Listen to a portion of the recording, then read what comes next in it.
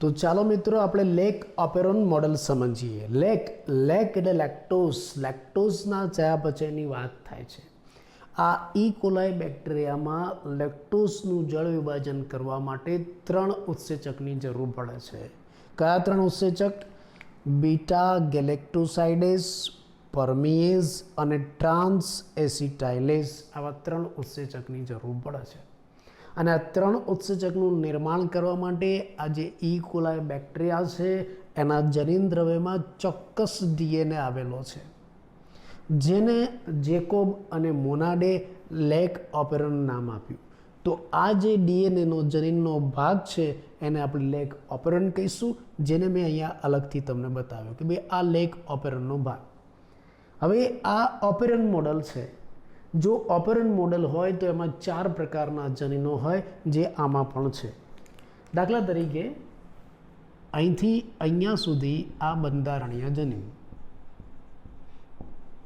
આ મેં જે ઝેડ વાય એ લખેલું છે એ બંધારણીય જનીન, કેમ કે આ ઓપેરોન મોડલ છે અને ઓપેરોન મોડલ હોય તો એમાં એક આવું બંધારણીય જનીન હોય. બીજું આવું ઓપરેટર સ્થાન ઓ લખેલું છે. ત્રીજું આવું પ્રમોટર સ્થાન પી જનીન. અને ચોથું આવું આઈ એટલે કે ઇન્હિબિટર નિગ્રાહક જનીન. આ નિગ્રાહક જનીન પણ છે, બરાબર. જેકોબ અને મોનાડ પ્રમાણે આની અંદર પણ 4 જનીન આવેલા છે: બંધારણીય જનીન, ઓપરેટર જનીન, પ્રમોટર જનીન અને નિગ્રાહક જનીન. હવે આ જે પ્રમોટર જનીન છે એનું કામ શું? આ પ્રમોટર જનીન છે એની સાથે આરએનએ પોલિમરેઝ જોડાય. આની સાથે આરએનએ પોલિમરેઝ જોડાય. તમે જાણો છો આ જે નિગ્રાહક જનીન છે એનું કાર્ય પણ હવે તમે જાણો છો. આ જે નિગ્રાહક જનીન છે એ ટ્રાન્સલેશન પામશે અને શું બનાવશે? નિગ્રાહક અણુ બનાવશે. આ નિગ્રાહક અણુનું કામ શું? આ નિગ્રાહક અણુનું કામ આ ઓપરેટર સાથે જોડાવાનું. એટલે આ જે નિગ્રાહક અણુ છે એ આ ઓપરેટર સાથે જોડાશે. હવે તમે જુઓ, આ નિગ્રાહક અણુ જો ઓપરેટર સ્થાન સાથે જોડાશે તો શું થાય? તો આ જે પ્રમોટર સ્થાન ઉપર રહેલો આરએનએ પોલિમરેઝ અને આ બંધારણીય જનીન છે એની વચ્ચે અવરોધ આવશે. કયો અવરોધ આવ્યો? નિગ્રાહક અણુનો. એટલે આ આરએનએ પોલિમરેઝ હવે સક્રિય નહીં થાય. આરએનએ પોલિમરેઝ સક્રિય નહીં થાય તો આ બંધારણીય જનીન અભિવ્યક્ત નહીં થાય. આ ઝેડ વાય એ જનીન અભિવ્યક્ત નહીં થાય. અને આ ઝેડ વાય એ જનીન કોના માટેના હતા? આ ઝેડ વાય એ જનીન આ 3 ઉત્સેચકોના નિર્માણ માટેના હતા. આ લેક ઝેડ જનીન છે ને એ બીટા ગેલેક્ટોસાઇડેઝનું નિર્માણ કરાવે છે. અને આ બીટા ગેલેક્ટોસાઇડેઝ શું કરે? લેક્ટોઝનું જળ વિભાજન કરાવીને એમાંથી ગ્લુકોઝ અને ગેલેક્ટોઝ બનાવે, મોનોસેકેરાઇડ. આ વાય જનીન છે ને એ પરમિએઝનું નિર્માણ કરાવે છે. આ પરમિએઝ એ શું કરે? પરમિએઝ આ જે કોષરસ પટલ છે ને બેક્ટેરિયાની કોષરસ પટલ, એની પારગમ્યતા વધારે છે. બીજા શબ્દોમાં કેવું હોય તો કોષમાં બીટા ગેલેક્ટોસાઇડેઝની પારગમ્યતા વધારે. અને આ લેક આ એ જનીન છે ને એ ટ્રાન્સ એસિટાઇલેઝનું નિર્માણ કરાવે છે. ટ્રાન્સ એસિટાઇલેઝ શું કરે? એસિટાઇલ સમૂહ છે ને એને બીટા ગેલેક્ટોસાઇડ તરફ ટ્રાન્સફર કરાવે છે. એસિટાઇલ સમૂહને બીટા ગેલેક્ટોસાઇડેઝ તરફ ટ્રાન્સફર કરાવે છે. એટલે અહીંયા શું થયું? અહીંયા નિગ્રાહક અણુ છે આ ઓપરેટર સ્થાન સાથે જોડાઈ ગયો. નિગ્રાહક અણુ ઓપરેટર સ્થાન સાથે જોડાઈ ગયો એટલે આ આરએનએ પોલિમરેઝ જે પ્રમોટર સ્થાન સાથે જોડાયેલો હતો એ નિષ્ક્રિય થઈ ગયો. એ નિષ્ક્રિય થઈ ગયો એનો મતલબ કે આ ઝેડ વાય એ જનીન અભિવ્યક્ત ન થયા. ઝેડ વાય એ જનીન અભિવ્યક્ત ન થયા એટલે આ 3 ઉત્સેચક પણ ન બન્યા અને લેક્ટોઝનું જળ વિભાજન ન થયું. એટલે સામાન્ય રીતે આ જે ઇકોલાઈ બેક્ટેરિયા છે એની અંદર જે લેક ઓપેરોન મોડલ છે એમાં શું થાય છે? એમાં નિગ્રાહક અણુ છે આ ઝેડ વાય એ જનીનને અભિવ્યક્ત થવા દેતા નથી અને લેક્ટોઝનું જળ વિભાજન થવા દેતા નથી. કારણ શું? સામાન્ય રીતે આ જે ઇકોલાઈ બેક્ટેરિયા છે ને એનો ઉછેર ગ્લુકોઝના સંવર્ધન માધ્યમમાં થાય છે. આ ઈ કોલાય બેક્ટેરિયા છે એનો ઉછેર ગ્લુકોઝના સંવર્ધન માધ્યમમાં થાય છે. એટલે બેક્ટેરિયાની અંદર શું જાય છે? ગ્લુકોઝ. શક્તિ મેળવવા માટે ખોરાકના સ્ત્રોત તરીકે બેક્ટેરિયામાં ગ્લુકોઝ પ્રવેશે છે. એટલે બેક્ટેરિયા ગ્લુકોઝનું ચયાપચય કરાવે છે, લેક્ટોઝનું નહીં. બેક્ટેરિયાને લેક્ટોઝ નથી મળતો એટલે લેક્ટોઝનું ચયાપચય નથી થતું. એટલે ભલે એની અંદર આ લેક્ટોઝના ચયાપચય સાથે સંકળાયેલા જનીનો આવેલા છે, પણ છતાં એ જનીનો અભિવ્યક્ત નથી થતા. એનું અભિવ્યક્તિ કોણ અટકાવે છે? આ નિગ્રાહક અણુ.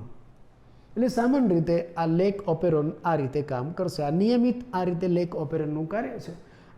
નિયમિતપણે આ નિગ્રાહક જનીન છે, આ નિગ્રાહક અણુ બનાવશે. આ નિગ્રાહક અણુ ઓપરેટર સ્થાન સાથે જોડાશે. એટલે પ્રમોટર સ્થાન સાથે જોડાયેલો આરએનએ પોલિમરેઝ છે આ બંધારણીય જનીનની અભિવ્યક્તિ અટકાવશે. એટલે સામાન્ય રીતે આ ઈ કોલાય બેક્ટેરિયામાં આ જે લેક્ટોઝ છે એનું જળ વિભાજન થતું નથી. આ કાર્ય સતત ચાલ્યા રાખે.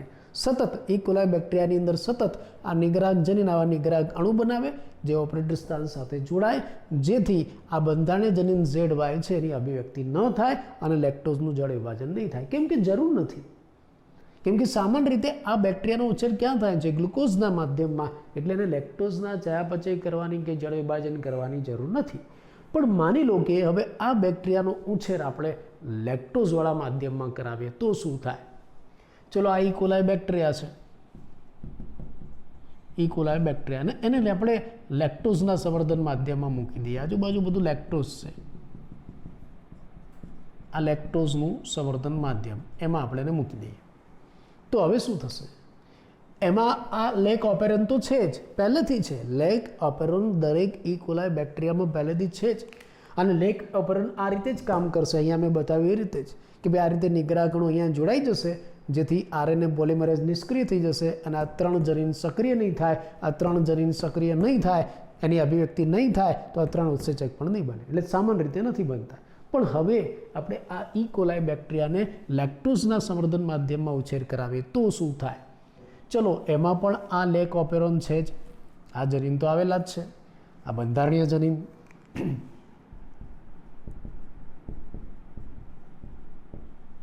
જો અહીંયા 3 બંધારણીય જનીન છે ZYA, 3 જનીન 3 પ્રોટીન બને છે, 3 અભિવ્યક્ત થાય છે.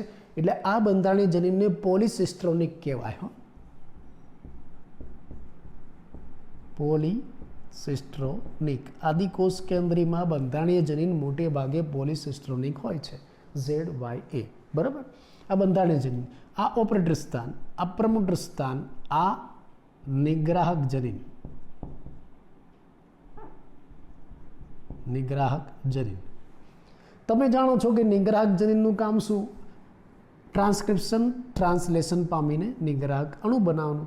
અને નિગ્રાહક અણુનું કામ શું? આ ઓપરેટર સ્થાન સાથે જોડાવાનું. આ એનું કામ છે. અહીંયા આપણે જોયું. આ પ્રમોટર સ્થાન સાથે શું જોડાય? આ પ્રમોટર સ્થાન સાથે આરએનએ પોલિમરેઝ જોડાય.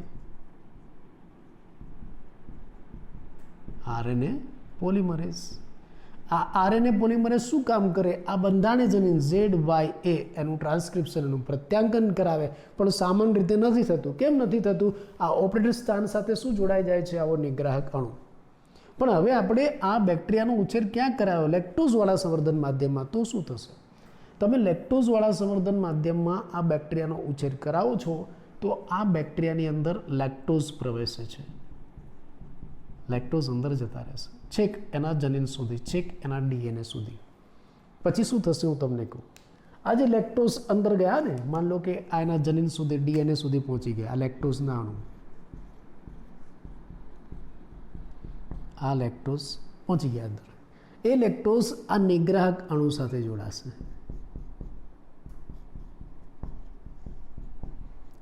એ લેક્ટોઝ આ નિગ્રાહક, આ તો કામ થવાનું જ છે કે ભાઈ નિગ્રાહક જનીન છે એ આ રીતના નિગ્રાહક અણુ બનાવશે અને નિગ્રાહક અણુ ક્યાં જોડાશે? ઓપરેટર સાથે જોડાશે. આ કામ થવાનું, આ નિયમિત થાય છે, આ પ્રક્રિયા ચાલુ જ હોય છે આની અંદર. પણ હવે જ્યારે આપણે લેક્ટોઝવાળા સંવર્ધન માધ્યમમાં આ ઈ કોલાય બેક્ટેરિયાનો ઉછેર કરાવે છે ત્યારે શું થાય છે? લેક્ટોઝ એ બેક્ટેરિયાની અંદર જાય છે, એના જનીન દ્રવ્ય સુધી પહોંચે છે અને એ લેક્ટોઝ ક્યાં જોડાય છે? આ નિગ્રાહક અણુ સાથે. અને નિગ્રાહક અણુમાં એવું પરિવર્તન લાવી દે છે કે જેથી આ નિગ્રાહક અણુ છે ને આ ઓપરેટર સ્થાન સાથે જોડાતો નથી. અહીંયા નહીં જોડાય. આ નિગ્રાહક અણુ ઓપરેટર સ્થાન સાથે જોડાય નહીં એટલે આ આરએનએ પોલિમરેઝનો રસ્તો સાફ, ક્લિયર. એટલે આરએનએ પોલિમરેઝ શું કરશે? પ્રમોટર સ્થાન સાથે જોડાયેલો આરએનએ પોલિમરેઝ પ્રત્યાંકન કરાવશે અને શું બનાવશે? આવું મેસેન્જર આરએનએ. અને આ મેસેન્જર આરએનએમાંથી પછી ટ્રાન્સલેશન થશે અને ટ્રાન્સલેશન થઈને શું બનશે? ઝેડ જનીન છે એમાંથી બીટા ગેલેક્ટોસાઇડેઝ, વાય છે એમાંથી પરમિએઝ અને એ છે એમાંથી ટ્રાન્સ એસિટાઇલેઝ ઉત્સેચકોનું નિર્માણ થશે. સમજાઈ ગયું? એટલે અહીંયા આ પ્રક્રિયા, આનું કાર્ય નિયમિત હતું, સતત આ નિગ્રાહક જનીન સતત નિગ્રાહક અણુ બનાવે ને અહીંયા જોડાય, સતત એનું કાર્ય કરે છે જ્યાં સુધી તમે એને અટકાવો નહીં ત્યાં સુધી. હવે આપણે એને અટકાવ્યા કોની મદદથી? આ પ્રેરક, આ ઇન્ડ્યુસરની મદદથી. આ પ્રેરક કહેવાય. આ લેક્ટોઝ અહીંયા પ્રેરક અણુ છે. પ્રેરક અણુ દ્વારા આપણે આ નિગ્રાહક જનીનના કાર્યને અટકાવ્યું. નિગ્રાહક જનીનના કાર્યને અટકાવ્યું પ્રેરક અણુ દ્વારા, લેક્ટોઝ દ્વારા. એટલે આ જે પ્રક્રિયા, જો મેં અગાઉ તમને કહ્યું હતું કે ભાઈ નિયંત્રણ બે પ્રકારના, નકારાત્મક અને હકારાત્મક. નકારાત્મક કોને કહેવાય? કે ભાઈ સતત અભિવ્યક્ત થતા જ હોય જ્યાં સુધી તમે અટકાવો નહીં ત્યાં સુધી. તો જો આ સતત અભિવ્યક્ત થતા હતા, આ નિગ્રાહક અણુ સતત અભિવ્યક્ત થાય, નિગ્રાહક અણુ બનાવે અહીંયા જોડાય, નિગ્રાહક અણુ બનાવે અહીંયા જોડાય, આ પ્રક્રિયા સતત ચાલતી હતી. પણ હવે આપણે એને અટકાવી દીધા. કોની મદદથી? આ લેક્ટોઝ ઇન્ડ્યુસર, લેક્ટોઝ પ્રેરક અણુની મદદથી. એટલે આ નિયંત્રણ કેવું થયું? કે ભાઈ સતત અભિવ્યક્ત થતા હતા પણ આપણે અટકાવ્યા એટલે અભિવ્યક્તિ અટકી ગઈ. તો આ નિયંત્રણ કેવું થયું? નકારાત્મક થયું. હ, નકારાત્મક નિયંત્રણ થયું.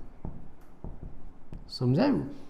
તો આ રીતે જ્યારે તમે ઇકોલાય બેક્ટેરિયાનો લેક્ટોઝના સંવર્ધન માધ્યમમાં ઉછેર કરાવશો તો એમાં લેક્ટોઝનું જળ વિભાજન થશે, લેક્ટોઝનું ચયાપચય થશે.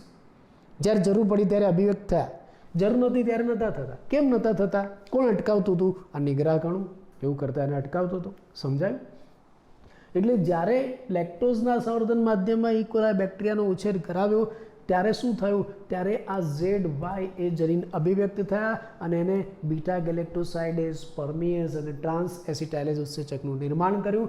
એમાંથી જે બીટા ગેલેક્ટોસાઇડેઝ છે એ લેક્ટોઝનું જળ વિભાજન કરીને ગ્લુકોઝ અને ગેલેક્ટોઝ બનાવશે, જેનો આ બેક્ટેરિયા શક્તિના સ્ત્રોત તરીકે ઉપયોગ કરશે. આ જે નિયંત્રણ થયું એને નકારાત્મક નિયંત્રણ કહેવાય છે. આ લેક ઓપેરોન મોડલ આપણે સમજાવ્યું. હવે બીજો પ્રશ્ન તમને એમ થાય, થવો જોઈએ, ગણન થતું નથી, કે ભાઈ આ લેક્ટોઝ અંદર કેવી રીતના ગયા?